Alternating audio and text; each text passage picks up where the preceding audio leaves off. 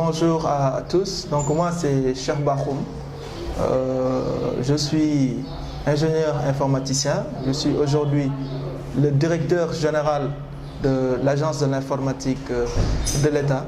Je suis aussi membre de l'Alliance pour la République, je suis un responsable politique à Grand Yoff. Je pense que le débat politique doit être au niveau vraiment des questions qui sont posées. Et en l'occurrence, cette fois-ci, le président de la République, Macky Sall, propose au peuple sénégalais, je pense, des réformes qui vont permettre à notre pays de faire des grands bonds en avant. Je pense que ces réformes-là, si elles sont instituées dans notre constitution, cela permettra à ce pays d'être parmi les plus grandes démocraties au monde. Parce que aujourd'hui, ce que ces réformes proposent, c'est quoi? C'est renforcer l'opposition, c'est surtout permettre à cette opposition-là d'avoir un statut, d'avoir un chef, d'être un interlocuteur valable face au pouvoir en place. Donc aujourd'hui, nous sommes au pouvoir, demain, nous devons nous retrouver dans l'opposition. Je pense que ces conditions-là vont permettre à ce que le débat démocratique puisse être vital et que dans tous les sujets qui intéressent notre pays, que les gens puissent toujours en débattre. Donc je pense que les points dans ce sens-là sont essentiels.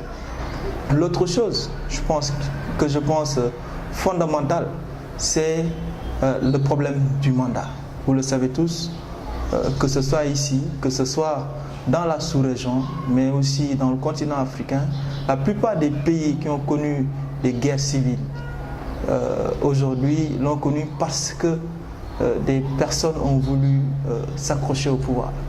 Des personnes ont voulu tripatouiller la constitution pour rester au pouvoir. Des personnes ont voulu augmenter leur mandat. Le président de la République, pour une fois, on a un président qui propose non seulement de réduire le mandat, parce que le mandat aujourd'hui dans notre constitution, il est de 7 ans. Donc il propose qu'on le fasse pour 5 ans. Et ce qui est original dans cette proposition, c'est le fait que cette disposition ne pourra jamais être revue, ni par l'Assemblée nationale, ni par voie référendaire. Donc c'est quand même une proposition audacieuse de la part de quelqu'un qui est actuellement au pouvoir, qui pourrait avoir aujourd'hui quand même d'autres prétentions, parce qu'il est jeune, il peut valablement faire 2 mandats de 7 ans, voire 3, etc. Quelqu'un qui propose de verrouiller tout ça. Donc ça montre un peu l'état d'esprit du président sénégalais. Et je pense qu'à ce niveau-là, les Sénégalais doivent davantage comprendre ce qui est aujourd'hui proposé et voter en toute connaissance de cause. Nous ne voulons pas que le débat politique actuel quand même pollue les réformes qui sont proposées et on espère véritablement que les Sénégalais vont sortir massivement voter dimanche 20 mars pour le oui, parce que le oui, c'est pas pour le président Macky Sall, le oui, c'est pour les intérêts du Sénégal. Parce que si on vote non, c'est juste dire qu'on a le statu quo. Donc cela veut dire que le président actuel a la possibilité de briguer un nouveau mandat de 7 ans. Donc ce qui va lui faire 14 ans de pouvoir. Et je pense que ce soit les assises nationales, que ce soit la CNRI, tout le monde est unanime, l'opposition comprise, qu'il faut proposer un mandat de 5 ans. Donc je ne vois pas, par rapport à ces réformes, pourquoi les Sénégalais devraient voter non. Si on tient à la stabilité du pays, si on tient à ce que ce pays-là devienne une démocratie modèle, et en voyant un peu ce qui se passe même dans la sous-région, Côte d'Ivoire c'est un mandat de 5 ans, on regarde la Guinée, etc. Donc tous les pays qui nous entourent ont quand même un cycle de 5 ans pour les mandats. Donc je pense que quand même le Sénégal va s'inscrire sur cette lancée et nous devons pouvoir quand même tous nous mettre d'accord pour vraiment permettre à notre pays d'être définitivement stable à ce niveau. En politique, c'est vrai que nous sommes dans un champ de compétition, dans un champ où voilà, chacun cherche les défauts de l'autre pour pouvoir un peu incarner l'alternance ou l'alternative. face aux populations. Et je pense que dans ce cas de figure, il s'agit vraiment de calomnie, de mensonge. Parce que pour moi, un point qui est bien libellé, un intitulé qui est clair. Les nouveaux droits, je pense qu'ils ont été bien précisés sur ce point. Il s'agit bien de permettre aux populations sénégalaises d'avoir droit à un environnement sain.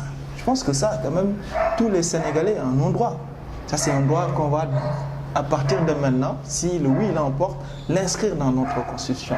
Donc, tous Sénégalais, si vous vivez dans un environnement qui n'est pas sain, vous avez le droit de réclamer au niveau de l'État la possibilité quand même qu'on vous offre un environnement qui est sain et que vous puissiez vivre décemment.